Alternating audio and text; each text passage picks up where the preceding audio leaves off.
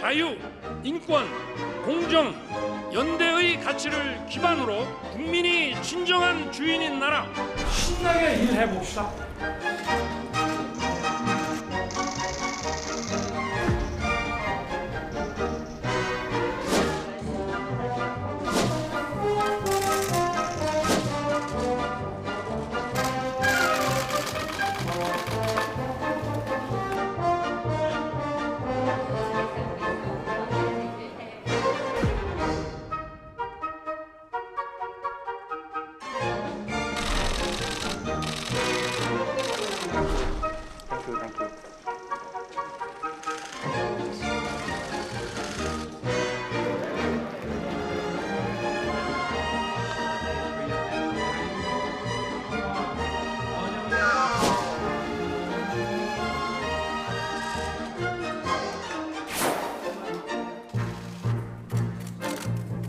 신나게 일해봅시다.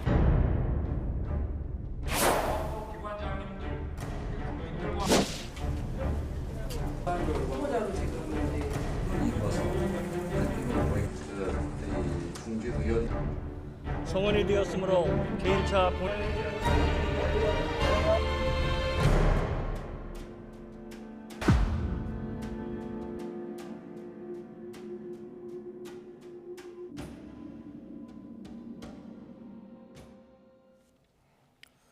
네, 뉴스앤 이슈 2부입니다. 저희가 윤석열 대통령의 오늘 첫 번째 수석비서관 회의에서의 발언 일부에서 전해드렸습니다. 밑창이 닳도록 열심히 뛰어보자. 그러나 우리의 판단이 우선이라 생각하지 말고 민간의 자율성 존중하자. 제일 문제는 물가라고 본다라는 발언이었습니다. 오늘의 정치권 분석하겠습니다. 복기왕 전 청와대 정무비서관, 장성철 대구 가톨릭대 특임교수 초대했습니다. 두 분 어서 오십시오. 안녕하세요. 자, 어제 윤석열 대통령 20대 대통령으로 취임했습니다. 두 분 다 취임식 보셨을 텐데 어떻게 보셨는지, 어떤 부분이 제일 인상적이었는지부터 듣겠습니다. 자, 먼저 장 교수님. 분위기가 아주 좋았죠. 날씨도 정말 화창해가지고 대통령의 취임식을 좀 축복해 주는 것이 아니냐, 그런 좀 생각이 들었고요. 무지개까지 떴습니다. 네. 우선 좋은 징조였다, 길조였다, 그렇게 말할 수밖에 없었고요. 대한민국이 잘 되길 바라는 온 국민의 성원과 염원이 날씨와 무지개에 담겨져 있지 않았느냐라는 좀 생각이 듭니다. 상당히 인상적인 것은 탄핵과 관련된 전현직 대통령들이 한 자리에 모인 거잖아요. 네, 네. 그분들의 심정과 마음이 어땠을까? 그분들을 바라보는 국민의 마음은 어땠을까? 그런 생각도 들었고요. 네. 이제 전직 대통령들이 떠나실 때 윤석열 대통령 당선자 부부께서 허리를 거의 한 40도 이렇게 숙여가면서 인사드리고 배웅해주는 모습, 참 보기 좋았다라고 말씀드립니다. 네. 복 비서관님은 어떻게 보셨습니까? 예, 모든 국민도 마찬가지일 것이고, 물러나는 문재인 대통령이나 전직 대통령, 그리고 또 참석하신 모든 분들이 네. 윤석열 정부의 출발을 축하하면서 성공한 정부로 남기를 아마 기대하는 마음으로 어제 하루를 바라봤을 것입니다. 그래서 그러한 국민의 기대치에 잘 부응하는 출발이 되기를 저도 바라고, 민주당도 바라고, 우리 국민들도 바라고 있을 것이라고 보고요. 어제 역대 대통령 취임식에서 보통 보면 국회에서 계속 했는데 국회 앞길이 통제된 경우는 어제가 처음인 것 같아요.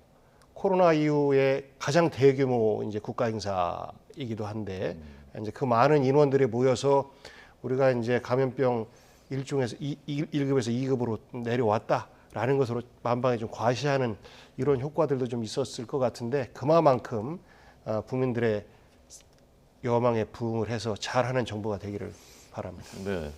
어제 5월 10일이 새 대통령이 취임한 날이자, 저는 어찌 보면 역사를 길게 보면 그 조선시대, 고려시대부터 항상 최고 권력자의 공간이었던 청와대가 완전히 국민의 공간이 됐다.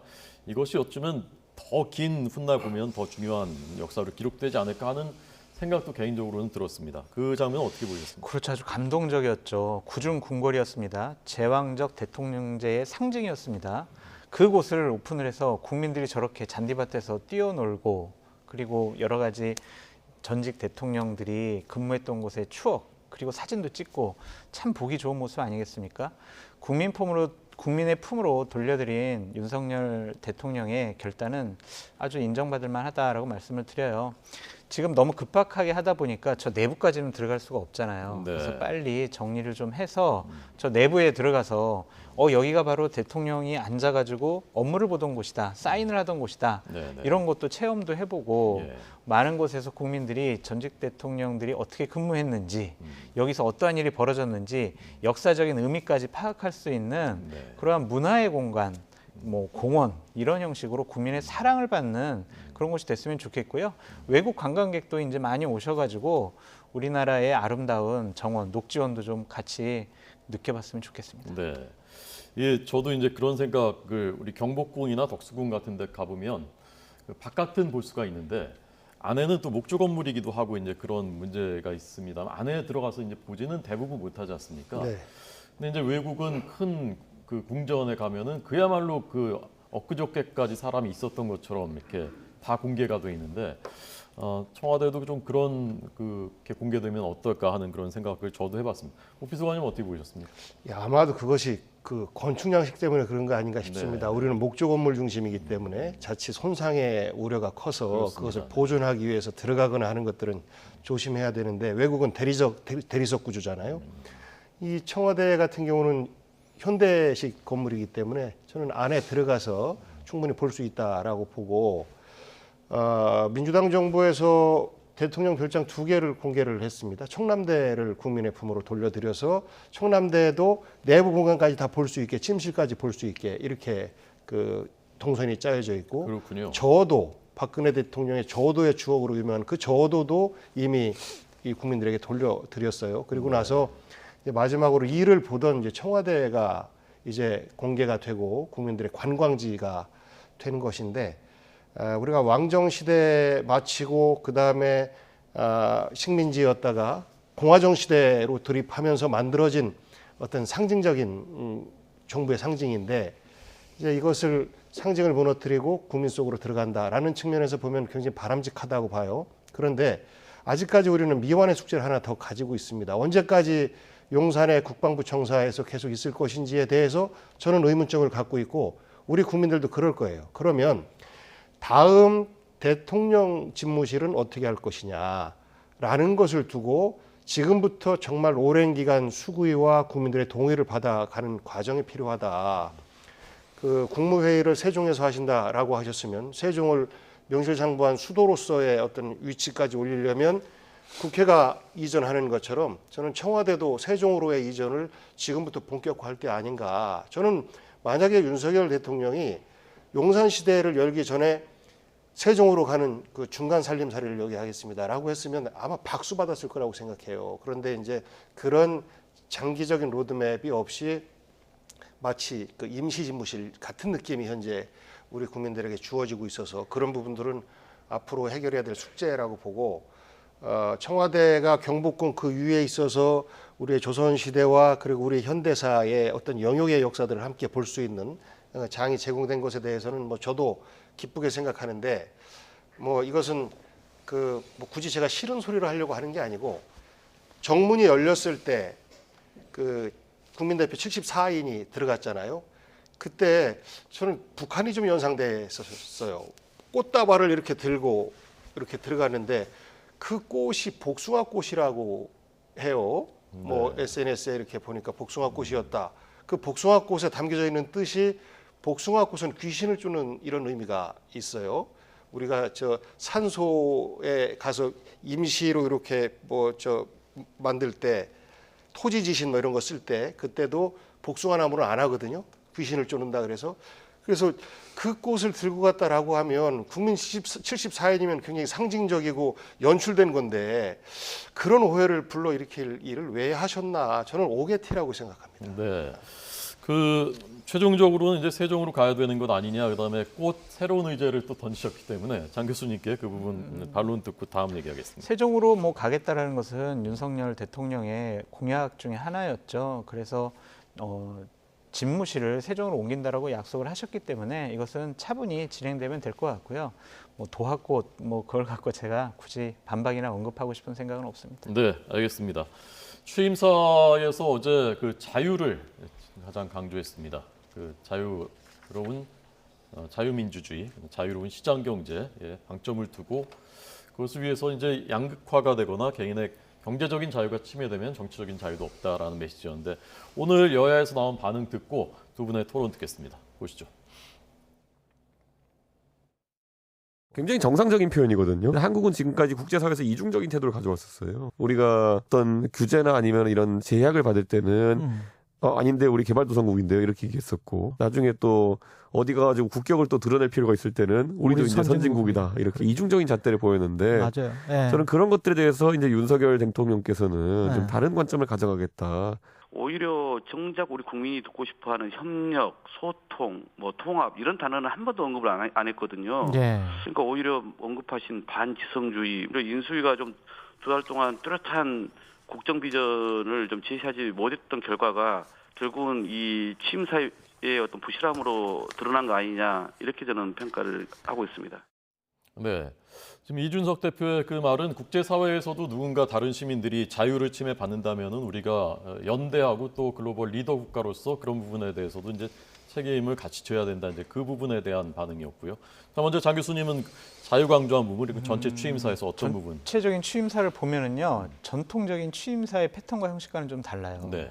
정형적인 취임사라면요 정치, 외교, 사회, 경제, 문화 이런 분야에 대해서 대략 한 페이지 정도씩 앞으로 5년 동안 저는 이러한 관점과 기조로 철학으로 나라를 다스려 가겠습니다라고 각 분야와 관련해서 세부적인 내용을 좀 넣는데 이번에는 그런 게 없었고 대략 본인의 가치관과 철학을 넣고 경제 분야와 외교 안보 분야에 대해서만 좀 특화된 얘기를 하셨어요. 이거는 대통령 당선인께서 그 취임식 전으로 해서 3일 전에 취임사를 받아봤다고 하시더라고요. 네. 그러면서 본인이 한 자 한 자 고치셨고 처음 취임사를 준비를 할 때 그렇게 나열식으로 좀 안 했으면 좋겠다. 그리고 또 하나는 내가 이게 그냥 국민과 대한민국을 위해서 향해서 하는 외침이 아니라 전 세계를 향한 외침이기 때문에 좀 보다 더 큰 가치관과 철학이 들어갔으면 좋겠다라고 주문을 했다고 합니다. 네. 자유를 강조한 것은요. 저는 문재인 정권, 민주당 정권에 대한 항변이라고 생각이 들어요. 코로나19라는 특수한 상황이 있었지만 개인의 자유가 지난 5년 동안 상당히 억압되고 눌려져 있었다. 그런 점에 대해서 나의 집권 5년 동안은 개인의 선택의 자유에 대해서 최대한 많이 보장을 하겠다는 것으로 보여집니다. 그것은 윤석열 대통령께서 지난 시절 많이 얘기하셨던 밀턴 프리드만의 선택할 자유라는 책에서 많은 영감을 얻으신 것 같아요. 그러한 부분이 신자유주의 아니야라는 식으로 비판을 많이 받고 있지만 일단은 자유에 대한 개념이 본인의 철학과 가치관으로서 국정 운영에 투영이 된다면 저는 상당히 긍정적인 효과를 낳을 수가 있을 것 같고 또한 계속 강조해온 공정, 정의, 상식과 결합이 된다면 대한민국을 좀 반듯하게 다시 세울 수 있는 계기가 되지 않을까라는 좀 생각이 듭니다. 결국에는 민간 경제 자유를 통해서 나라를 새롭게 도약시키겠다라고 강조를 하셨거든요. 그런 부분에 있어서 볼 때는 자유민주주의, 시장경제, 우리 헌법상의 가치를 최대한 보장하겠다라는 의지로 읽혀집니다. 네. 복비서관님 어떻게 들으셨습니까? 자유라는 말 좋은 말이죠. 우리 민주주의의 이념이 자유와 평등을 바탕에 두고 있는 거 아니겠습니까? 이 두 가치를 실현해 나가는 과정이 민주주의인데 자유를 35번이나 지칭을 하시는 것은 조금 시대가 거꾸로 가는 느낌이 좀 들었어요. 과거에 우리가 냉전 시대 때 자본주의 우리 그 자유민주주의 진영의 어떤 체제 우월성을 강조하기 위해서 자유를 많이 강조를 했었는데 이번에 우리 교수님 말씀하신 것처럼 문재인 정부 때 개인의 자유가 억압되어 있기 때문에 그 단어를 선택했다라고 하면 그것은 조금 저는 걱정스러운 측면이 좀 있어요. 이 자유가 이제 소극적 자유와 적극적 자유 측면에서 볼 때 적극적 자유를 실현하다 보면 소극적 자유가 일정 정도 제한될 수도 있고 코로나 때 우리 공동체의 자유를 더 크게 지켜내기 위해서 개인의 자유를 사실 국민 스스로가 선택하기도 하고 그러하기 때문에 정부가 선택할 수도 있었던 것인데 그런 것들에 대한 어떤 비판적 차원에서 꺼냈다라고 하면 저는 조금 걱정스러운 측면이 되고 앞으로 경제 정책에 있어서도 어제 만찬 때 경제 6단 체장 그리고 5대 그룹 총수들 다 모셨지 않습니까? 그러니까 형평의 차원에서 우리 국민들이 걱정할 수도 있겠다. 그러니까 양극화에 대한 해소를 성장을 통한 해소라고 했는데 그것만으로는 안 되는 것이 우리가 그동안 증명됐던 거 아니겠습니까? 그런 것처럼 어제 여러 가지 어떤 부분들이 빠졌다라는 우려 섞이는 말씀도 있는데 자유의 가치와 평등의 가치를 고루 배분해서 우리 사회에 있는 여러 가지 과제와 모순점들을 해결하기 위한 이런 메시지들이 좀 담겨져야 되는데 사실 보면 좀 박한 해석이긴 합니다만 우선 명문도 눈에 안 띄고 명문으로 기억될 만한 문구도 좀 눈에 안 띄고 한쪽에 좀 치우친 입장에서의 취임사로 좀 읽혀졌습니다. 네. 아까 박홍근 원내대표가 언급한 이제 반지성주의 이것이 이제 윤 대통령이 그 표현한 다수의 힘으로 상대 의견을 억압하는 이것이 민주주의 위기를 초래한다라는 말이었는데 이 부분에 대한 말씀 듣고 또 뭐 다시 추가하실 거 있으면 듣겠습니다. 반지성주의 같은 경우에도 저는 민주당을 향한 외침이라고 저는 생각이 들어요. 그러니까 다수의 힘을 통해서 억압을 하겠다라는 것. 민주당이 지금 국회 의석이 168석 아니겠습니까? 장관 인사청문회 제대로 지금 진행되지 않고 있습니다. 그리고 정부 조직 개편이라든지 추경이라든지 다른 윤석열 대통령이 하고 싶어하는 여러 가지 국정 정책에 대한 법률안 위반이라든지 이런 것들을 다수의 의석을 통해서 견제라는 명목으로 발목 잡기 할 수가 있다. 그것은 합리적인 이성주의가 아니다라고 좀 질타하신 것이 아니냐라는 좀 생각이 듭니다. 물론 저것이 이제 1960년대 이후에 나타난 현상이긴 한데 뭐 트럼피즘으로 나타난 것이다라고 네. 이제 이런 비판도 많이 받고 있어요. 하지만은 저런 것들을 통해서 일단 민주당에게 좀 그러지 마십시오라고 좀 부탁드리는 것 같다라는 좀 그런 생각이 들었습니다. 네, 비서관님. 아이고 그러니까 또 제가 더 걱정스럽습니다. 반지성주의가 나치즘을 비판을 하고 그리고 과거 미국에서의 이제 메카시 광풍이 불 때 반지성주의다라고 이제 이것이 일정 정도의 뭐 책도 나오고 학문화되기도 하고 했었는데 한동안 잊혀졌던 이야기인데 다시 좀 재소환된 느낌이에요. 그러면서 집단 간의 갈등도 반지성주의 시각에서 약간 비판을 한 이런 모습도 보이고 네. 그리고 다수의 힘으로 소수를 억압한다라고 하면서 민주당을 비판하는 데에도 반지성주의 잣대를 좀 들이댄 것 같아요. 저는 그러면 윤석열 대통령께서는 불과 0.73%의 차이로 당선이 되셨는데 그 모든 권력이 다 권한이 가는 거 아니겠습니까? 이거는 반지성주의 아니에요?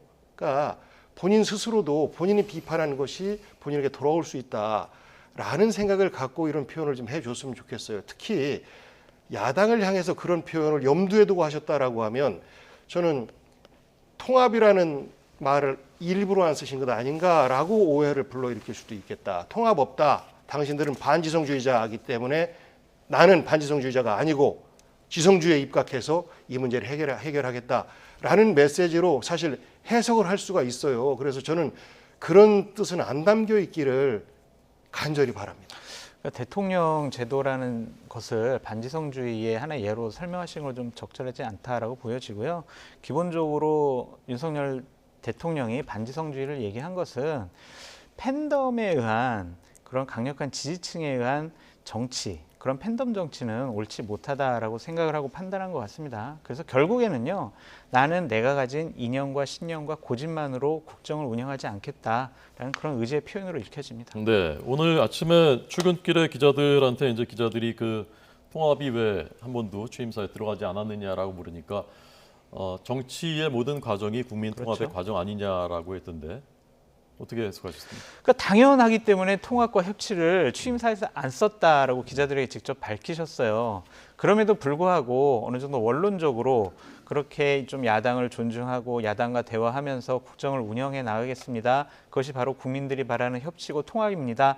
라고 하셨으면 좋았을 것 같은데 약간 제가 생각하기에는 본인은 아니라고 얘기를 하시지만 현재 민주당이 인사청문회와 관련해서 발목 잡기 하는 부분에 대해서는 약간 좀 기분이 나빠하지 않으실까? 감정이 좀 상하지 않으셨을까? 그래서 통합과 정치라는 단어를 좀 빼지 않았을까라고 제가 한번 추측해 봅니다. 네, 비서관님. 그러니까 취임사 속에 그런 감정들이 조금 엿보이는 것 같아요. 그런데 취임사는 앞으로 5년 동안의 우리 대한민국의 미래 비전과 각 본인의 각오에 대해서 밝히는 자리인데 지금 당장 정치 상황이 나에게 좀 불편하다 할지라도 그런 것들을 취임사에 담아낸다라고 하는 것은 그것은 좀 넓지 못한 모습인 것 같아요. 통합이라고 하는 게 당연하죠. 당연하지만 그 당연한 것을 우리가 못 이뤄내고 있는 것입니다. 혹자는 연대라는 표현으로 대신했다라는 분도 계신데 연대와 통합은 엄연히 다른 것이죠.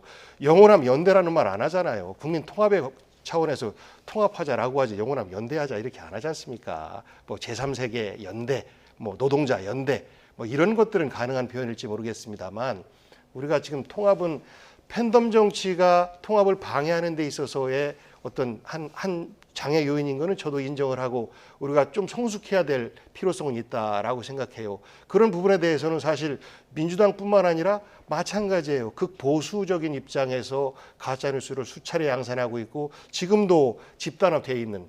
그런데 이제 이들은 민주당 정부 때 크게 팬덤 정치다 이렇게 비판을 안 받았거든요.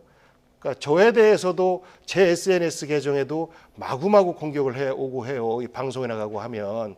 그런 것처럼 우리가 극복해내야 할 과제는 어느 특정 정당에게만 그 문제점들이 있는 게 아니고 우리 정치권 모두에게 있기 때문에 그런 것들을 열고 내가 국민의 대표로서 함께 손잡고 해결하자라고 제안하는 것이 좀 바른 자세였었다라고 생각합니다. 네. 김건희 여사 어제 이른바 조용한 내조 몇 발자국 뒤에 떨어져서 걷고 우리가 알 수 있는 알아들을 수 있는 발언은 하지 않았습니다. 이 김건희 여사의 어제 첫 공식 행사 모습 어떻게 보셨는지요? 조용하고 차분하고 소탈한 모습 보였다. 그래서 저는 되게 긍정적으로 봤어요. 그리고 문재인 대통령 부부와 김정숙 여사에게 이렇게 90도로 4번이나 절하는 모습도 상당히 인상적으로 봤고요. 또한 박근혜 전 대통령 배웅하는 모습 상당히 좀 조심스러운 내조였다라고 보여지는데 차분한 모습은 보기 좋았다라고 말씀을 드립니다. 지금 윤석열 대통령께서는 제2부속실 없애겠다. 네네. 그리고 그 대통령 영분이라는 단어도 안 쓰겠다. 부인의 역할은 최소한의 나에 대한 내조로 예. 국한시키겠다고 얘기하셨잖아요. 그 옳은 방향이라고 좀 생각이 들고요. 그럼에도 불구하고 대통령 부인이라는 상징성이 있기 때문에 대한민국에 좀 소외되고 어렵고 약자 이런 분들을 좀 보살피는 모습을 많이 보여주셨으면 좋겠다라는 생각이 들고요. 네네. 분명히 또 해외 순방 같이 가실 거 아니에요. 그래서 전임 대통령 부인께서 영부인께서 좀 논란 구설수가 많이 올랐었는데 그런 거는 좀 안 했으면 좋겠어요.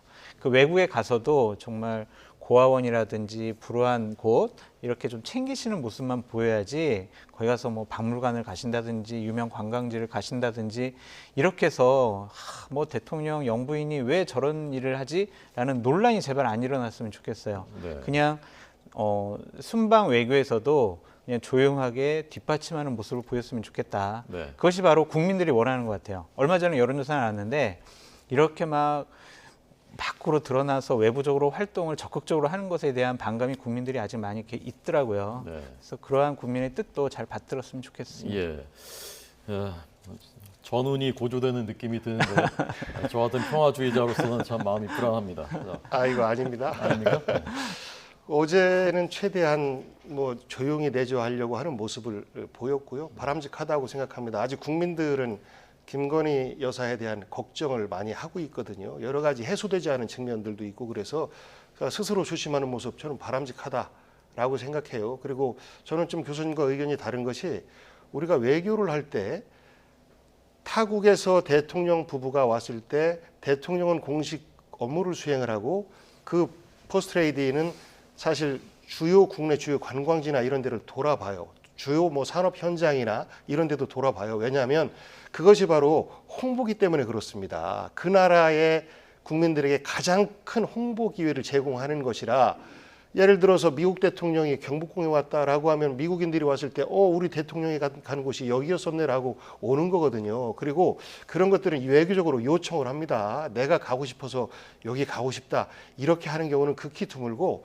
외교적으로 흔히들 요청을 하기 때문에 그런 동선이 짜진다라는 말씀드리고 그리고 외국 국빈을 모셔놓고 그 사회의 그늘진 면을 보여주는 것 사실 굉장히 싫어합니다. 그러하기 때문에 그런 말씀하신 그런 행사는 국내용이 맞는 것이고 해외에 나가서는 그 나라가 요청하는 바대로의 일정을 가급적 수용해 주는 것이 그것이 외교의 결례가 되지 않는다라는 말씀드리고 저는 김건희 여사가 순방 때 그런 요청이 있으면 좀 과감히 가주는 게 좋다. 라고 생각해요. 그리고 외국의 국빈들이 오셨을 때도 같이 안내를 해서 우리 국내 관광지 안내해주고 하는 모습 저는 당연히 해야 될 일 중에 하나다라고 생각해요. 이제 우려가 되는 부분에 대한 국민들의 걱정은 많지 않지 않습니까? 그러니까 그런 부분만 정말로 각별하게 조심한다면 저는 우리 국민 5년이 지나서 아유 많은 걱정을 했는데 그래도 잘하셨네라고 칭찬받지 않으실까 싶고 영부인이란 말은요 안 써요. 김정숙 여사한테 우리가 다 여사라 그러지 김정숙 영부인이라고 합니까? 예전에 없어진 용어를 사실 다시금 소환을 한 건데 이미 안 쓰는 말이다 이런 말씀드립니다. 그러니까 이러한 부분이 있는 거예요. 뭐냐면 우리나라의 관광지를 외국에 홍보하기 위해서 외국에 계셨던 뭐 대통령 부부를 모시고 가는 것 당연히 홍보가 되겠죠. 우리나라 경복궁, 안동의 화해마을 외국에 그렇게 많이 알려지지 않았잖아요. 그러면 우리 측의 요청에 의해서 당연히 여기 모시고 갈 수가 있어요. 근데 인도의 타지마할 전 세계 모르는 사람이 얼마나 될까요? 이집트 피라미드 모르는 사람이 얼마나 될까요? 루브르 박물관 모르는 사람이 얼마나 됩니까? 김정숙 여사께서는 그런 데 다니셨다는 거예요.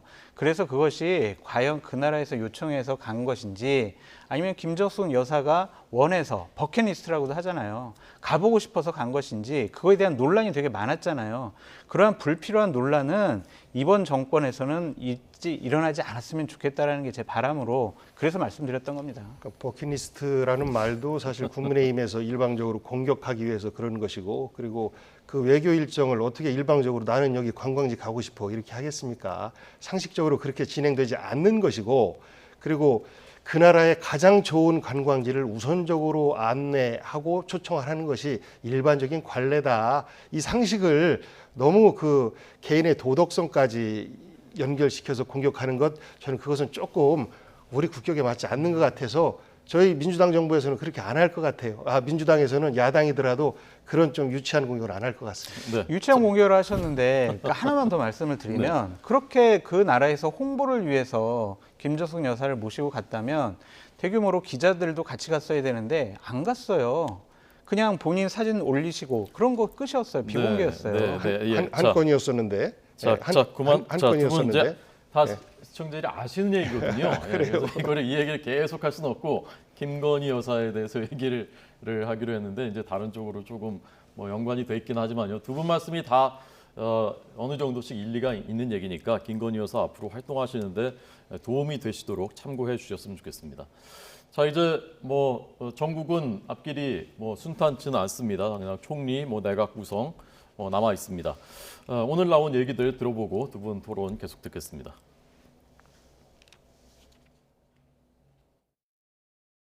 애초에 새 정부가 한덕수 총리를 임명한 이유는 유능함뿐만 아니라 협치를 위함이기도 했습니다.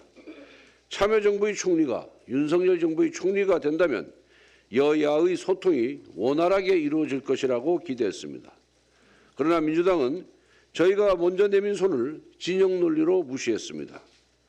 또한 민주당은 한동훈 후보자에게 부적격 낙인을 찍으면서 청문보고서 채택을 거부했습니다. 그러나 정작 자격이 의심스러운 공직자는 민주당 의원들이었습니다. 걸핏하면 고성을 지르고 한 후보자 자녀를 한국 3M으로 이 암흑의 교수를 임으로 둔갑시켰습니다. 민주당이 한 후보자를 향해 조국 사태의 분풀이를 하고 있기 때문에 이런 실수를 하는 것입니다. 이제는 민주당도 조국의 강을 건너 민성으로 나아가야만 합니다. 야당이 잘해야 여당도 잘할 수 있습니다. 저희로서는 이제 의원총회를 통해서 최종 이제 이 인준 여부에 대한 논의를 해간 절차를 밟아 나갈 예정입니다. 과거에 뭐 이분이 노무현 정부 때 총리를 했으니까 뭐 문제 없지 않냐 이렇게 얘기를 하는 국민의힘의 논리가 있는데요. 예. 저는 오히려 이제 그게 15, 16년 전 일인데 말 그대로 스마트폰도 없던 시절에 총리를 하셨던 분이에요. 근데 지금은 이미 4차 산업혁명 시대에 맞는 그런 자질과 역량을 갖췄냐라고 우리가 물어볼 수밖에 없는 것이고요. 네. 참 그 한 치 앞을 전망하기 사실 쉽지 않은데요. 어떻게 전망하시는지 하고 어떻게 되는 것이 옳은 방향이라고 보시는지 두 분께 듣겠습니다. 어제 제가 민주당 한 의원님 만났는데 아직 결정을 못했다고 그러시더라고요. 그래서 결국에는 16일에 있을 의원총회를 통해서 목요일 날, 금요일 날 있을 의원총회를 통해서 내부의 의원들의 얘기를 한번 논의를 모아보겠다라고 하셨는데 저는 이 부분은 지방선거와도 연관되어 있고요. 정호영 보건복지부 장관 임명과 관련해서도 연관이 되어 있다고 생각을 합니다. 그냥 무작정 한덕수 국무총리 후보자 안 돼라고 하기에는 여론이 좀 더 바뀌고 있다라고 보여져요. 청문회를 거치고 난 다음에 여론조사를 해보면 한덕수 총리 뭐 인준해도 괜찮을 것 같은데라는 여론조사가 조금 더 높더라고요. 그러한 국민적인 여론에 반해서 무조건 안 돼라고 한다면 신정부가 출범하는데 총리도 한 명 인준 안 해줘? 발목 잡기네. 네. 야, 그러면은 지방선거 때 민주당 같은 경우에 역풍이 불 수가 있어요. 그래서 단순히 총리 후보자에 대한 인준이 그냥 그걸로 끝나지 않을 것 같아요. 여러 가지가 엮여 있어가지고 지방선거에 어떤 게 도움이 되느냐 안 되느냐를 가장 기준으로 놓고 판단할 것 같습니다. 네, 이수환님. 그러니까 상식적이고 합리적인 판단을 내려야 되는 것인데 여기에는 전체 국민도 있고 또 각 정당의 자기 지지자들도 또 바라볼 수밖에 없는 상황이에요. 그런데 한덕수 총리가 만약에 초대 총리가 아니고 중간에 만약에 나왔다라고 하면은 낙마합니다. 이건 국회에서 동의해 줄 수가 없어요. 왜냐하면 15년 전의 기준과 지금은 다른 것이고 어느 보수 패널이 그러더라고요. 한덕수 총리를 임명했을 때 과거에 100년보다 더 빨리 가는 게 요즘 10년인데 150년 전 인물을 재기용한 거나 마찬가지다. 실망이다. 이런 말씀을 하셨어요. 청문 잣대도 많이 달라졌지 않습니까?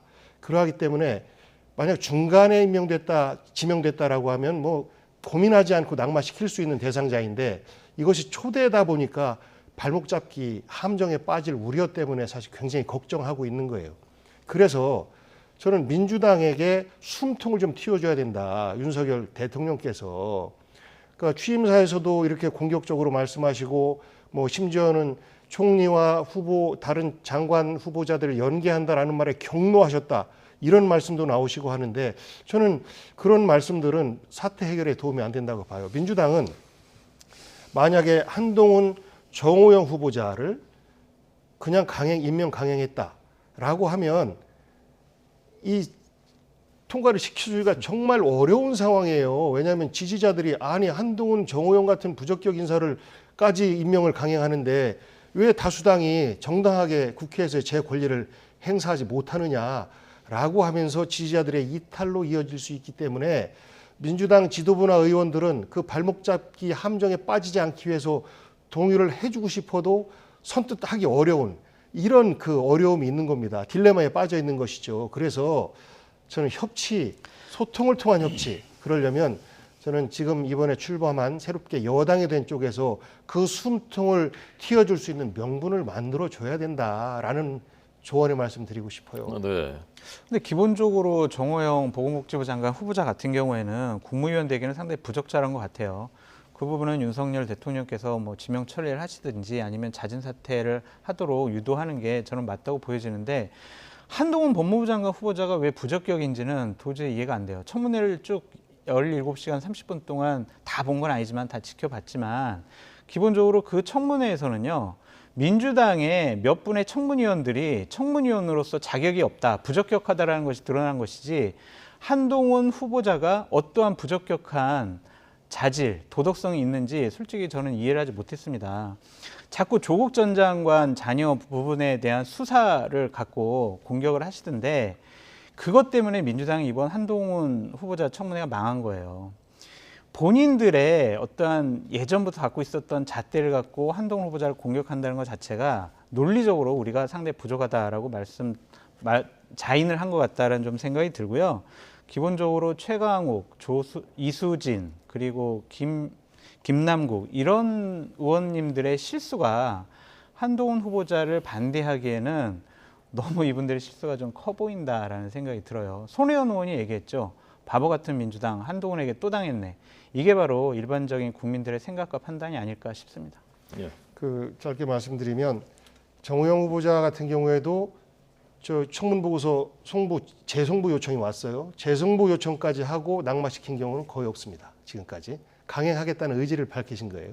그리고 한동훈 후보자는 이러저러한 그 따님의 어떤 의혹이라든지 이런 것들을 다 떠나서 정치적으로 볼 때 진영 간의 시각이 너무나 극명하게 갈라져 있다. 그리고 우려가 너무나 많다. 한동훈 법무부 장관 최측근 검찰 출신이고 그리고 공직기강 비서관, 공직기강 비서실 그러면 사실 일반 공직자들은 벌벌 떠는 데인데 여기에는 과거 유호성 씨 간첩 조작 사건의 당사자 검사거든요.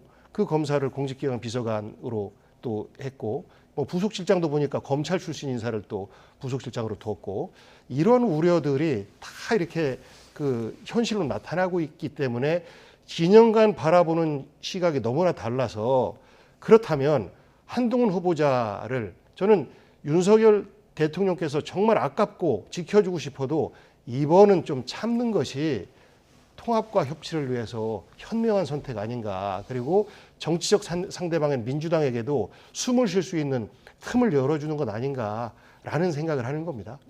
네, 그러니까 기본적으로 한동훈 후보자 미워. 왜냐하면 윤석열 대통령의 핵심 측근이니까 법무부 장관이 되면 우리를 향한 수사를 할 수도 있을 것 같아. 그러니까 한동훈 법무부 장관 후보자 장관 못 시켜줘. 그리고 만약 이렇게 임명을 강행을 하면 한덕수 국무총리 우리 인준 안 해줄 거야. 이게 맞습니까? 한덕수 총리 후보자는 자질이 안 되니까 안 되고 도덕성이 문제니까 안 돼. 이런 식으로 얘기를 해야지. 한동훈과 정호영을 볼모로 잡고 한덕수 국무총리 후보자를 이렇게 인질로 삼는 것은 좀 적절하지 않다라는 좀 생각이 들고요. 한동훈 후보자와 관련돼서 자녀 문제와 관련해서 상당히 논란이 있었잖아요. 조국 전 장관 자녀에 대해서는 이렇게 했는데 당신 자녀에 대해서는 왜 이중잣대라고 하는데 위법이 없었잖아요. 아직까지. 허위가 없었잖아요. 그 부분은 단정을 하면 안 될 것 같아요. 아니 아직까지는요 없었잖아요. 지금 그리고 고2입니다. 미성년자입니다. 미성년자 인권에 대해서 그렇게 강조하셨던 민주당이 왜 그렇게 공격을 하십니까? 이것은 내로남불에 바로 다시 공격당할 수가 있다라고 말씀드려요. 그 한동훈 후보자의 그 학비가 1년에 거의 5천만 원 가까이 됩니다. 웬만한 사람들은 가기 어려운 정말 민주당의 많은 의원들이요 다 잠깐만요. 국제학교 보내고 외고 다 보냈어요. 잠깐만요. 이제 사례를 들어서 말씀하시고 그런 경우는 그러한 것부터 국민 정서에 맞지 않는 데다가 기본적으로 제가 정치적인 시각이라고 말씀드렸지 않습니까? 국회에다가 야반 도주하듯이 법을 처리한다라는 것을 후보자 입장에서 이야기를 했어요. 그리고 그분이 과거 검사 시절에 검사 공무원이지 않습니까? 검사 시절에 윤석열 검찰총장의 호위무사 역할을 하면서 정부에 대한 비판을 다 쏟아냈어요. 보통 공무원들 같은 경우는 그런 정도 하면 그건 면직입니다. 그런데도 검사의 특권 그리고 정치적 탄압 이런 것들 때문에 자리를 지키고 있었는데 이것이 국무위원 후보는요 대통령 말만 듣는 자리가 아니고 그리고 그 법무부 직원들만 지휘하는 자리가 아니고 국회와 함께 협치와 소통을 해나가는 창구 역할도 같이 하는 사람이에요. 그런데 야반 도주하듯이 처리한다 이 말 자체가 저는 국민과 그리고 생각을 달리하는 정치인들에게는 정말로 큰 자극을 준 발언이기 때문에 그러하기 때문에 저는 한동훈 후보자는 결국 갈등의 상징이 되는 것이다 라는 말씀 드리는 거예요. 지금 잘잘못에 대해서 수사를 해봐야 알죠. 그거는 수사 안 해보면 모르는 거 아니겠습니까? 청문회 저는 민주당이 왜 청문회 했는지 사실 좀 답답해요. 이런 정도 준비해서 청문회 하려면 안 하는 이만 못한 거죠. 그 비판은 뭐 민주당에서 달게 받아야 될 것 같은데 한동훈 후보자의 핵심은 갈등의 정중앙에 가 있다. 그리고 한덕수냐 한동훈이냐 라고 선택을 할 때 윤석열 대통령께서는 이미 한동훈을 선택하는 것으로 이미 내신 것 같아요. 그리고 나서 국회가 다수당이 발목 잡는다 이런 프레임을 걸려고 하고 반지성주의라는 표현으로 다수가 소수를 억압한다라는 말씀들이 이 대목에 다 들어가 있는 것 같은데 그렇게 가서는 저는 5년 내내 싸움만 하다가 정권 끝난다 이런 우려를 좀 말씀드립니다. 네, 마지막 짧게 듣겠습니다. 민주당 같은 경우에는 정권 인수위 차원에서도 싸움을 계속 걸어왔고요. 한동훈 후보자가 야반 도주라는 표현 정말 잘못됐어요. 그런 감정적인 발언하면 안 돼요. 근데 하지만 박홍근 원내대표는 뭐라고 했습니까? 한동훈 후보자에 대해서 암덩어리라고 했습니다. 국무위원 후보자에게 암덩어리라고 한 발언은 그럼 그거 협치하자는 얘기입니까? 저는 이번에 봤을 때 민주당 의원님들께서 앞으로 청문회 할 때는 공부 좀 더 잘 하시고 준비 잘 하시라라고 말씀드립니다. 네. 자, 두 분 조금 그 오디오 톤이 높아지면서 그 서로 저를 안 쳐다보시고 두 분이 이렇게 쳐다보면서 얘기할 때는 이게 좀 격화되는 거거든요. 저는 평화주의자로서 좀 마음이 불안했지만 그래도 시청률은 좀 올라갈 것 같기도 하고 또 소통이라는 게 서로 웃으면서 대화하는 경우도 있지만 이렇게 경론이 오가면서 상대의 생각을 또 알기도 하고 이해하기도 하고 이런 것도 또 소통이라고 저는 생각합니다. 오늘 두 분 토론 잘 들었습니다. 고맙습니다. 고맙습니다.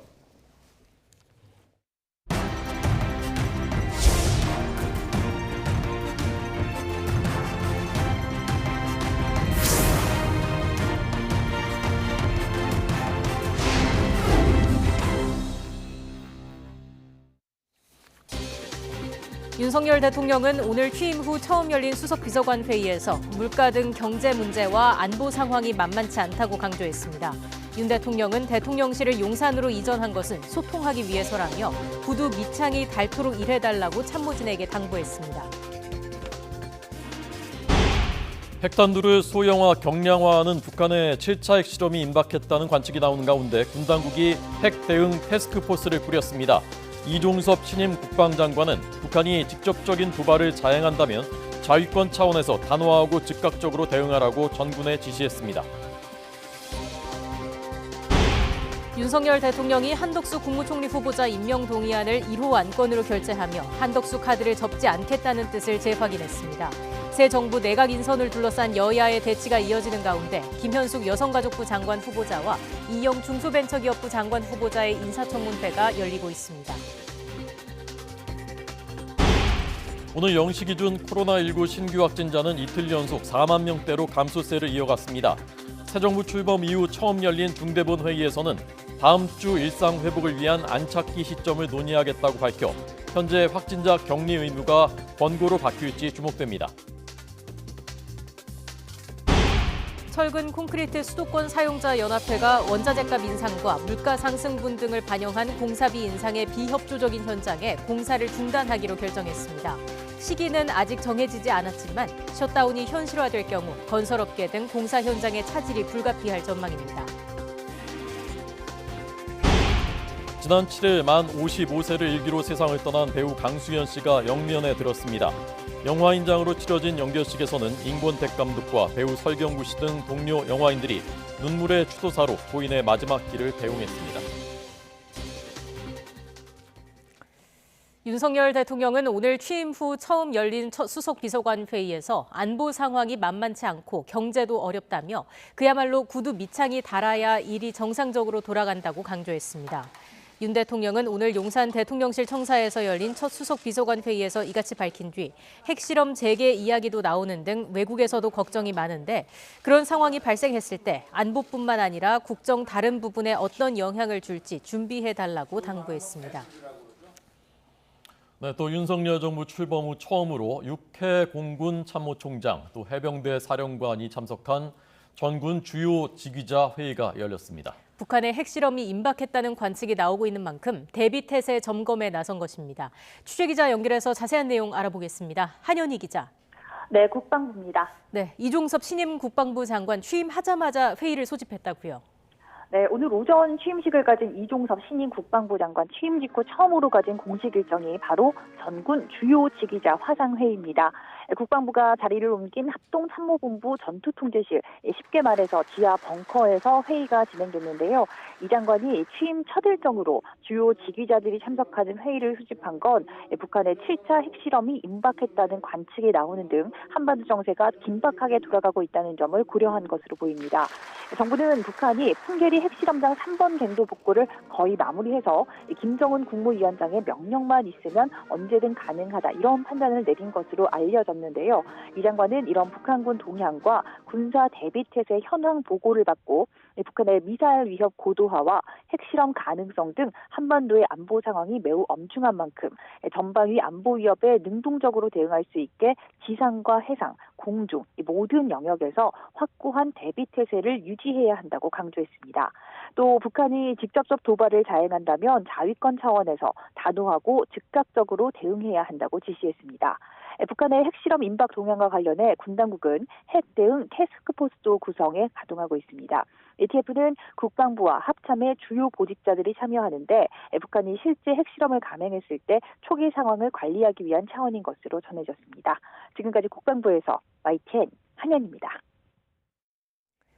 이르면 이달 중 핵실험 가능성이 거론되는 북한이 플루토늄 생산을 유지하고 있고 우라늄 농축까지 확장해 핵물질 생산을 지속하고 있을 것이라는 미국 정보 당국의 분석이 나왔습니다.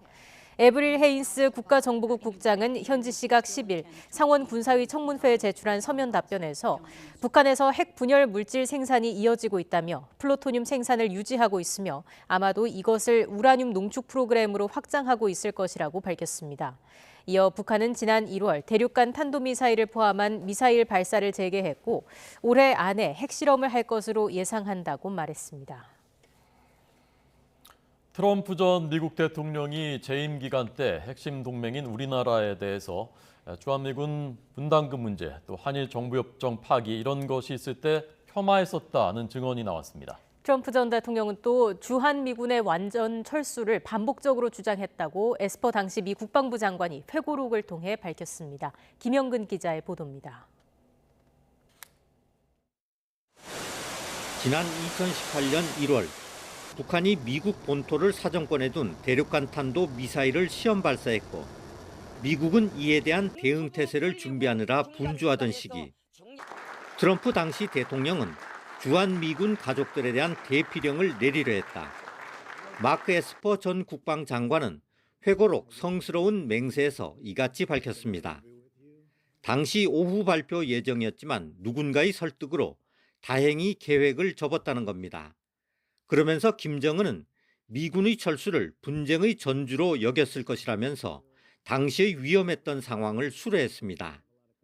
트럼프 전 대통령은 이후에도 주한미군 철수를 여러 차례 주장했고 임기 끝까지 생각을 굽히지 않았다고 에스퍼 전 장관은 밝혔습니다. 또 이 과정에서 동맹국인 한국을 여러 차례 폄하하기도 했다고 회고했습니다. 한국인에 대해 다루기 끔찍하다. 우리에게 바가지를 씌우고 있다고 비난했다는 겁니다. 그러면서 한국은 우리에게 삼성 TV를 파는데 우리는 그들을 보호해준다. 이게 말이 되는가라고 역정을 냈다는 사실도 전했습니다. 에스퍼 전 장관은 2020년 한미 방위비 분담금 협상 잠정 타결안을 트럼프 전 대통령이 되돌려버렸다는 사실도 밝혔습니다. 협상팀이 13% 증액안을 잠정 합의해 백악관에 보고했지만 11시간 만에 이를 거부했다는 겁니다. 에스퍼 전 장관은 여러 측면에서 볼 때 트럼프 전 대통령은 군 최고 통수권자로서 기본 자질을 갖추지 못했다고 지적했습니다. 그러면서 자신이 장관직을 지킨 이유 중 하나는 주한미군 철수를 막기 위한 것이었다고 강조했습니다.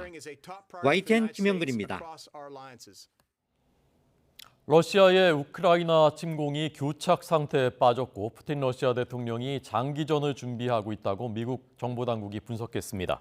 스콧 베리어 미 국방부 국방정보국장은 상원 군사위원회 청문회에 출석해 러시아와 우크라이나 모두 승리하고 있지 못하다며 일종의 교착 상태에 있다고 말했습니다. 또 에브릴 헤인스 국가정보국장도 푸틴 대통령이 우크라이나에서 장기전을 준비하고 있다고 본다고 말했습니다. 이런 가운데 러시아가 우크라이나에서 약탈한 곡물을 해외로 빼돌리고 있다고 우크라이나 국방부가 밝혔습니다. 이미 곡물을 싣고 중동으로 향하는 러시아 국적 선박이 지중해에 도달한 것으로 전해졌습니다.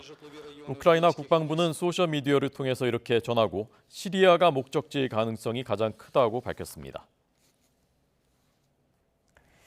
철근 콘크리트 서울, 경기, 인천 사용자 연합회가 원자재값 인상과 물가 상승분 등을 반영한 공사비 인상의 비협조적인 현장의 공사를 중단하기로 결정했습니다. 연합회가 오늘 회의를 열어 진행한 비협조 시공사 현장 셧다운 찬반 투표에서 참석자 34명 가운데 33명이 찬성했습니다. 김학노 철근 콘크리트 서경인 사용자 연합회 대표는 다음 회의가 열리는 6월 8일까지 협상을 진행한 뒤 셧다운 시기를 확정하겠다고 말했습니다. 어제부터 다주택자 양도소득세 중과 조치가 1년 동안 한시적으로 중단됐습니다. 세금 부담에 집을 팔지 않던 다주택자에게 퇴로를 열어줘서 매물을 늘리고 집값을 안정시키겠다는 계산입니다. 첫날 시장의 반응은 어땠는지 최기성 기자가 살펴봤습니다. 3,800여 세대가 거주하는 서울 마포구 한 아파트 단지입니다. 다주택자 양도세 중과 한시 면제 시행 첫날이지만 부동산을 찾는 고객은 손에 꼽을 정도입니다. 맨 처음에 뭐 팔으라고 할 때, 또 양수지가 하라고 할 때, 그럴 때 많이 정리했기 때문에 지금 뭐 다주택자 뭐 평가가 뭐가 나온다? 그렇진 않은 것 같아요. 일부 매수 문의만 있을 뿐 극적인 변화는 체감할 수 없다는 게 현장 반응입니다. 시행 이후 가격 변화를 지켜본 뒤 매물을 다시 내놓겠다며 기존 매물을 걷어들인 매수자도 있을 정도입니다. 실제로 이제 1년 정도는 시간이 벌었잖아요. 근데 지금 내려간다 뭐 하는 시장도 있고 시장 매수자가 없으니까. 대통령직 인수위원회가 양도세 중과 1년 면제 방안을 발표한 이후 매물 건수는 꾸준히 증가했습니다. 한 달 전과 비교하면 서울 아파트 매물은 5만 3천여 건에서 3천여 건 증가했고 경기도는 7,900여 건, 인천은 1,600여 건 늘었습니다. 부동산 전문가들은 이번 조치로 매물이 증가했더라도 거래로 이어지긴 어렵다고 분석합니다. 종부세와 재산세 통합 같은 추가 정책 변화를 기대하고 있는 다주택자들이 서둘러 움직일 이유가 없다는 겁니다. 6월 1일 보유세 기산일 전까지 다주택자의 급매물이 나올 수 있습니다. 다만 새 정부에 대한 규제 완화 기대감이 큰 만큼 대부분은 향후 정책 변화를 지켜보면서 매도 시기를 결정할 것으로 보입니다. 대출을 끼고 주택을 사야 하는 실수요자도 잇따른 금리 인상 부담 등으로 당장 매수에 나서기보다는 시장 상황을 더 지켜볼 가능성이 큽니다. 공급 확대 정책으로 인해서 조금 더 지금 가격보다는 저렴한 분양주택이 나온다라고 기대를 하고 있기 때문에 실제 거래로 이어지는 데는 조금 시간이 걸리지 않을까. 앞으로 다주택자들이 시장에 내놓을 매물도 서울 중심에 있는 똘똘한 한 채보다는 수도권 외곽이나 지방에 있는 주택으로 집중될 전망입니다. YTN 최기성입니다. 코로나19 신규 환자는 이틀째 4만 명대를 기록했습니다. 오늘 0시 기준으로 4만 3,925명, 전날보다는 6천 명 남짓 줄었습니다. 증세가 위중한 위중증 환자는 전날보다 15명이 줄어서 383명, 이틀 연속 300명대였습니다. 숨진 환자는 29명이었습니다. 2월 14일 21명 이후에 가장 적었습니다. 정부는 다음 주에 종합적인 평가를 통해서 일상 회복을 위한 안착기로의 진입 시점을 논의하겠다고 밝혔습니다. 중앙재난안전대책본부는 오늘 새 정부 출범 뒤에 첫 회의를 열고 현재 상황이 안정적으로 유지되고 있고 주간 평균 신규 확진자가 10만 명을 넘지 않으면 큰 문제 없이 최적의 치료를 제공할 수 있다면서 이렇게 밝혔습니다. 안착기 진입이라는 것은 확진자의 격리 의무가 권고로 바뀔 수 있다는 뜻입니다. 지난 7일 만 55세를 일기로 세상을 떠난 배우 강수연 씨가 영면에 들었습니다. 오늘 오전 삼성 서울병원 장례식장에서 영화인장으로 연결식이 엄수됐습니다. 고인과 함께 80년대 한국 영화를 세계 무대에 올려놓은 임권택 감독, 최근 고인의 마지막 작품 촬영을 끝낸 연상호 감독, 후배 설경구 씨 등 영화인들의 추모의 말을 잠시 들어보시겠습니다. 친구처럼, 딸처럼, 동생처럼 네가 곁에 있어 늘 든든했는데 뭐가 그리 바빠서 서둘러 갔냐. 편히 쉬어라. 알려지지 않은 배우였던 저에게 앞으로 영화를 계속할 것이라는 용기와 희망을 늘 주셨고, 저는 선배님의 영원한 연기부 조수였고 선배님은 저의 영원한 사수였습니다.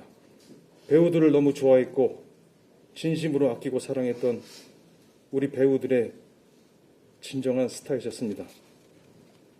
새까만 후배들부터 한참 위의 선배님들까지 다 아우를 수 있는, 그것이 전혀 어색하지 않은 거인 같은 대장부였습니다. 21살이라는 젊은 나이에 월드스타라는 왕관을 쓰고 멍해를 지고 당신은 참으로 힘들게 살아왔습니다. 자존심을 지키기 위해서 끝까지 잘 버티면서 더 명예롭게, 더 스타답게 잘 견디면서 살아왔습니다. 다시 작업실로 돌아가 강수연 선배님과 얼굴을 마주하고 강수연 선배님과 함께 선보일 새 영화에 대한 고민을 해야 합니다. 배우 강수연의 연기는 여전히 현재 진행형입니다. 타는 목마름으로 오적 등의 저항시를 남긴 고 김지하 시인이 영면에 들었습니다. 지난 8일 81세로 타계한 고인의 발인식은 오늘 오전 9시 강원도 원주 세브란스 기독병원 장례식장에서 가족장으로 엄수됐습니다.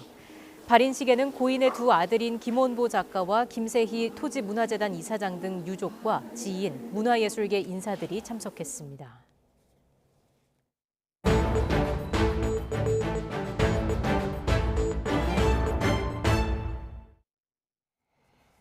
네, 좀 색다른 소식입니다. 요즘 골프 치는 분들이 늘고 있는데 초보자들이 흔히 하는 뒷땅치기라는 것이 있습니다. 이 뒷땅치기를 하면서 손바닥 뼈가 부러지는 일이 많다고 합니다. 그런데 뼈가 부러졌는지조차 늦게 아는 경우가 많습니다. 이 소식을 취재한 이윤재 기자 전화 연결돼 있습니다. 이 기자 나오십시오. 네, 대구 경북 취재본부입니다. 네, 요즘 이런 일이 많은 모양이군요.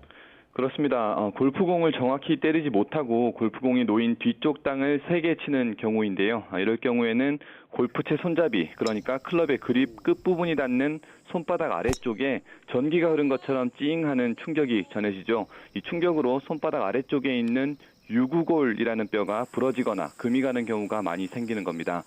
제가 병원에서 만나봤던 환자는 겨울에 얼어있던 벙커에서 공을 치다 골절이 시작된 사례였습니다. 네, 골절이라는 건 굉장히 심각한 건데 그런데 왜 이렇게 치료가 늦어지는 것인가요? 네, 유구골이 어떤 뼈인지 설명이 좀 필요한데요. 수부외과 세부 전문의, 그러니까 손만 집중적으로 치료하는 의사에게 들어본 얘기를 전해드리겠습니다. 유구골이라는 뼈는 손바닥 아래쪽에 있는데 새끼손가락과 약지, 즉 넷째 손가락으로 이어지는 힘줄을 감싸듯이 생긴 뼈입니다.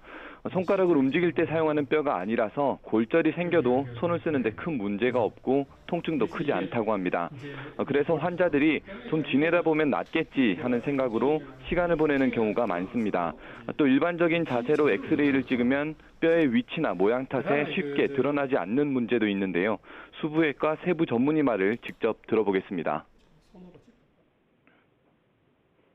엑스레이에서 이렇게 사진을 찍어갖고는 나타나지가 않으니까 그 수부외과 세부 전문의가 아닌 분들은 또 놓칠 수도 있습니다. 그래서 특수한 이 자세를 취해서 엑스레이를 찍든지 아니면은 초음파하고 CT 또 정밀한 MRI 검사를 하면은 이렇게 발견이 늦어 치료까지 늦어지면 부러진 뼈 조각이 힘줄을 긁어 끊어지는 등 증상이 심각해질 수도 있습니다. 네. 그러니까 좀 이상하면 일단 병원 빨리 가보는 게 좋겠고요. 예방할 수 있는 방법은 없다고 합니까? 예, 어느 운동이나 마찬가지지만 운동하기 전에 스트레칭을 충분히 하는 것이 무엇보다 중요합니다. 그리고 골프채, 그러니까 클럽을 쥘 때 가볍게 쥐고 휘둘러야 충격을 줄일 수 있습니다.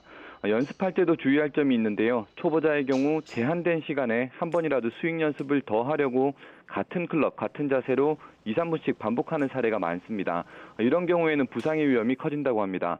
전문가들은 클럽도 바꾸고 자세도 바꿔가면서 운동해야 다칠 위험을 줄일 수 있다고 강조했습니다. 네, 알겠습니다. 자, 이윤재 기자가 취재했고요. 취재하면서 좀 더 하고 싶은 얘기, 꼭 전하고 싶은 얘기 있으면 마지막으로 정리해 주시죠. 예. 최근에 골프 인구가 늘어나서 이런 사례가 많아지고 있는데요. 코로나19 영향으로 골프를 즐기는 사람이 많아졌습니다. 오래 이어진 방역수칙이죠.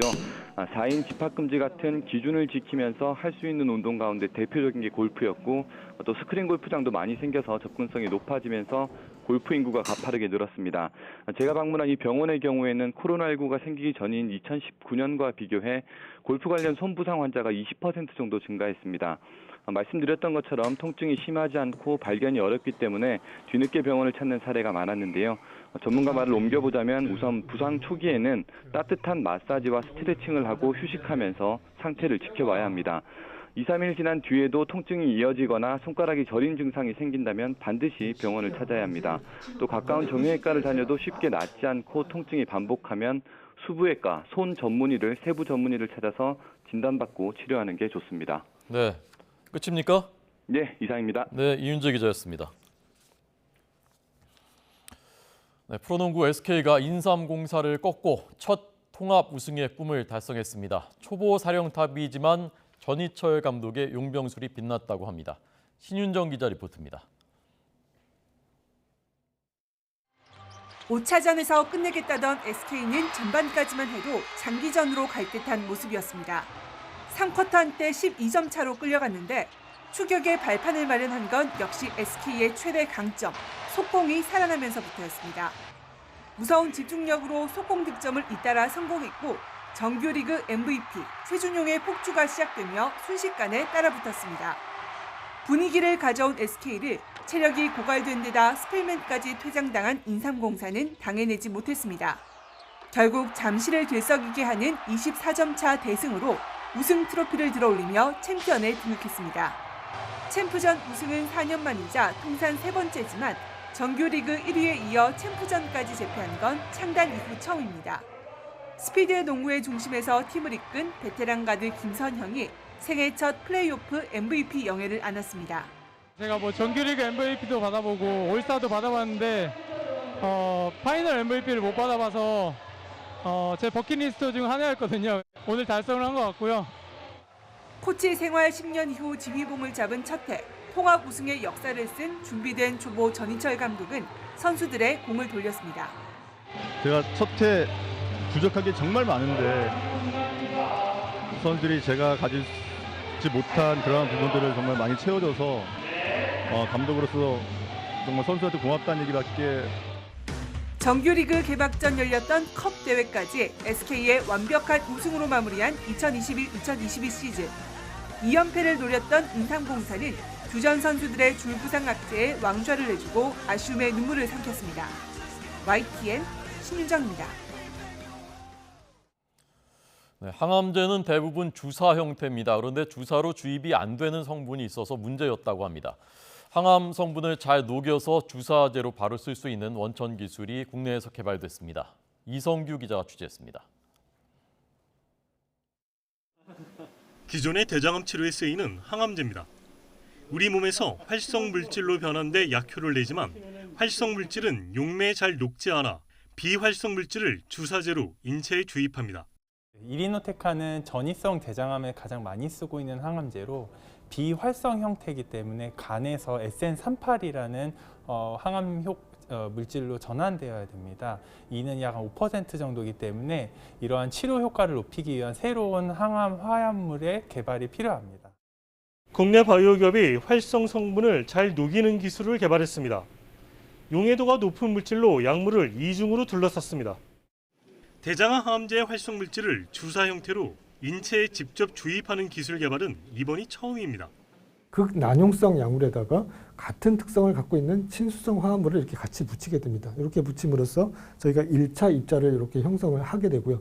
그렇지만 이 1차 입자 자체도 여전히 이 소수성 부분, 난용성 부분을 가지고 있기 때문에 그 난용성 부분을 녹이기 위해서 양친매성 고분자를 다시 둘러싸는 이런 형태로 저희가 기술을 개발했습니다. 회사는 지난해 미국 암학회에서 활성 물질의 약효가 비활성 물질보다 4배 정도 더 높다는 내용의 동물 실험 결과를 발표했습니다. 또 현재 대장암과 위암 등을 대상으로 임상 1상을 진행하고 있으며 하반기 임상 2상 진입을 목표로 하고 있습니다.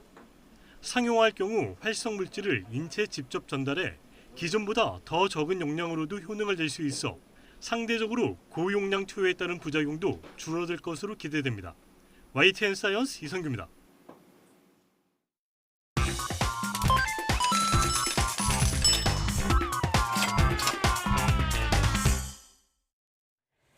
오늘의 경제지표입니다. 먼저 국내 증시부터 보시겠습니다. 코스피는 이틀째 2,600선 밑을 맴돌고 있습니다. 개인의 매수세가 힘겹게 지수를 받치고 있지만 미국 4월 소비자 물가지수 발표를 앞두고 경계감이 이어지는 모습입니다. 코스닥은 상승 전환하며 장중 860선을 회복했습니다.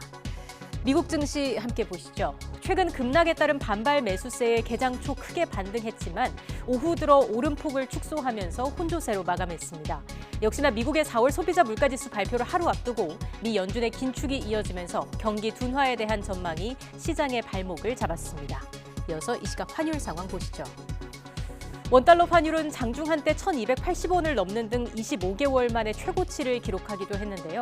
현재는 1,275원에서 거래가 되고 있습니다. 미국의 소비자 물가지수 발표를 앞두고 달러화 강세가 이어지는 모습이었지만 지금은 소폭 하락하고 있습니다. 위안원 직거래 환율은 1위안당 189원 선 기록하고 있습니다. 마지막으로 국제유가입니다. 중국의 봉쇄 장기화로 원유 수요 감소 우려가 나오면서 배럴당 $100 아래로 내려오기도 했습니다. 유럽연합 EU의 대러 금수 조치가 무산 위기에 놓인 것도 유가의 하방 압력을 가했습니다. 지금까지 오늘의 경제지표였습니다. 다소 더운 느낌이 있지만 오늘은 완연한 봄을 만끽하기 참 좋은 날씨입니다. 저는 지금 파란 하늘 아래 만발한 유채꽃밭 앞에 서 있는데요. 노란 꽃들을 보고 있으니 제 기분마저 상쾌해지는 느낌입니다. 현재 서울 기온은 24도 가까이 올라서 예년 기온을 다소 웃돌고 있고요. 여기에 자외선도 강합니다. 외출하실 때는 자외선 차단제를 꼼꼼히 덧발라주시고요. 모자나 양산도 챙겨 나와주시기 바랍니다. 오늘 가끔 구름이 지나겠지만 대체로 맑은 날씨가 예상됩니다. 다만 제주도에는 오후까지 5mm 안팎의 비가 오락가락 내리겠습니다. 오늘 낮 기온은 서울 24도, 춘천 25도로 중부지방은 어제와 비슷하겠지만 남부지방은 어제보다 1에서 3도가량 높아 덥겠습니다. 광주와 대구는 27도가 예상됩니다.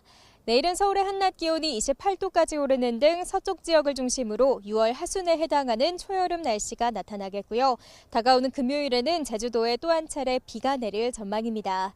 한낮에는 다소 덥게 느껴지더라도 해가 지면 금세 기온이 20도 아래로 떨어집니다. 감기 걸리기 쉬운 날씨니까요. 외투로 체온 조절 잘해주시기 바랍니다.